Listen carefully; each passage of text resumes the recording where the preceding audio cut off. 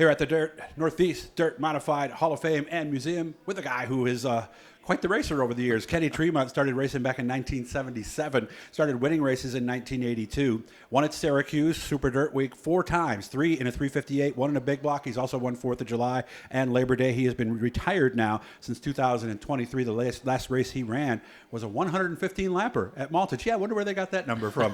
How you doing? You looking good. How are you, Kenny? Well, everything's good right now.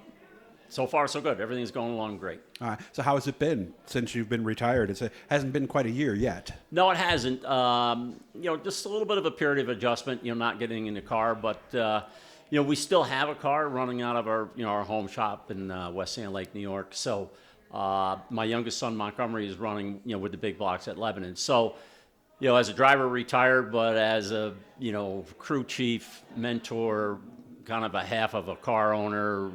So it hasn't slowed down at all. Still turning wrenches. Absolutely. Yep. Is your dad still building motors, or did he stop? Actually, he built the motor that Montgomery's running now. Okay. So what has it been like being on the other side after being in the seat for so many years? Well, I've got to learn to, maybe slow down my criticism, with Montgomery. Okay. And, it's easy to find fault, and I think I lost track a little bit of how intimidating it is the first time you actually get out there with a big block and feel that power and all the cars around you. And so I just got to keep reminding myself this takes time. Okay. Guys, remember to subscribe, turn on the notifications. Leave us a comment, too, if you got a memory of Kenny through the years. So as we look at all the accomplishments, is there one that jumps out at you? Well, I always say, Syracuse Super Dirt Week 1999, just – it's our Super Bowl of races that we have here in the Northeast with the dirt modifieds, and super, super hard to win. So I really feel fortunate to have won that. Did you lead it the whole way? Did you make a move late? How did you win? No, well, there was 3 or 4 pit stops that we had made, so there was a little bit of calculation, fuel mileage, and trying to keep tires on it and things like that. So it wasn't like an all-out, flat-out race all the time. So. There was a lot to it behind it. Was it one of those races where there were a lot of cautions at the end with guys running out of fuel, or was it not? Not this one. I've been involved with those too, leading it and run out with a few laps to go after we had a red flag. So at least not this one towards the end, anyhow. I always liked the 4th of July race myself. You got to win in that one. I always thought for you guys, too, it was a nice chance to kind of bring some stuff out and remember what to do. Was it like a glorified practice, or was it its own deal, or what was the 4th of July race for like? Years it was a daytime race, really, really hot, tough on tires, 30 laps. Definitely a little bit different race. You wanted to start up towards the front, and then you would run it as hard as you could run it and hope the tires held out. And then, the Labor Day race, kind of the same thing. Used to have it at, during the day, same time that the fair was going on. The July 4th race, eventually they switched to nights, and that made it a little bit better, but it was still a sprint-style race where you had to go as hard as you could. And, of course, back then, Labor Day, you had to do 2 shows. You had to hurry up and get out of the fairgrounds and run over to Rolling Wheels. Must have made for an incredibly busy weekend. It was, especially after running Friday, Saturday night, and then Sunday or Monday coming out here, to Syracuse to run both of those shows. But we look forward to it. It was a lot of fun. Mm-hmm. How about back home when you look at your weekly tracks? Is there one event or one thing that jumps out at Albany, Saratoga, or Lebanon Valley? Well, I would probably say winning a couple of the 200-lap races that Lebanon Valley had, kind of the year-end races when, the Dirt Series used to have like 200-lap races at all the different speedways to wind up their season. So we were lucky enough to win a couple of those at Lebanon. So they were big. Winning the 200-lapper at Rolling Wheels in 1998, and then in 2000 winning the 200-lapper like at Fonda. So, any of those races, extra distance races, I kind of like. There's a little bit of strategy involved. It wasn't like it was, who's the fastest car. Right. Sometimes just positioning yourself, timing a pit stop just right.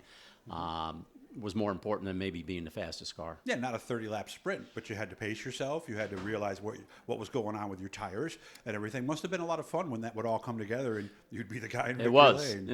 It was, especially after all the hard work and all the people that were involved, and it made for a nice ride home anyhow. Yeah. So when did you start to think that maybe it might be time to get out of the driver's seat? When did you first start to think that? Well, I got up over 50 years old, and you would think about it. You wouldn't say too much. Most of those thoughts I kept to myself at that point. But I think when when the results weren't there like I thought they should be, especially when we had good equipment. I mean, I certainly enjoyed it, but I just didn't want to be the guy making laps just to say I was involved in racing. I wanted to, have some success. Not that we weren't, but Right. I was used to probably running better than I was there towards the end. So I just figured maybe it was time to think about stopping. I think the best example, maybe at a national level, would have been Darrell Waltrip. His last few years, you didn't want to be that guy fighting for 20th. Right, and I had a lot of fun racing and had some success. So it wasn't like, I'd done most of that stuff. So it wasn't like I needed to be out there just making laps. I could go to the races, watch the races, be a part of a team, and really enjoy myself too. Okay, going to be fun today. Talk about a guy very deserving, Lyle DeVore. I mean, I think it's guys like him who maybe when the history books are written, he should be a bigger part of it maybe than some of the, not just the racers, but everything he did for the sport. Well, Lyle's a racer, and he's done a lot of good things at Albany, Saratoga. Had a lot of good shows, a lot of new ideas, kept the excitement in the sport, ran a good show, tried to get the people out of there, as best he could, running a lot of divisions. So Yeah. I wanted to come up and, see him get his award because I know that, along with the racers that put a lot of work in it, he's also in that same boat where he's put his whole heart and soul into it too as well. And quite a track groomer, let's be honest, right?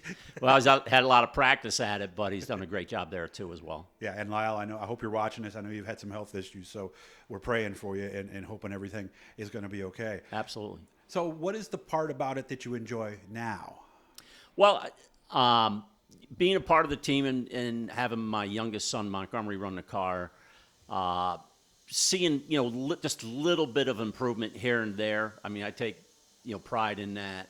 And seeing him do well and then, having him be happy about it. So we're looking forward to better runs yet, so it's been a learning year. It's going to be a learning year. So, we're taking it one step at a time, one Saturday night at a time and hoping for the best. I hope you have fun today. It's good to see you again. I hadn't Well, seen you in a few years. So yeah, thank you I was glad to be able to come up and, I'm a part of the Hall of Fame. So if I can come up, I want to come up and be a part of it. There's a lot of good people involved in racing, Yes, and there I is. like to talk to them and say hello. And you're one of the good ones, too. So thank you, Thank you. Kenny. I appreciate it. Guys, make sure to turn on the notifications, subscribe, and please leave a comment. If you got a Kenny Tremont story you want to let us know, please leave a comment in there. Hope you have fun today, Kenny. Thank you. I will. Thank you.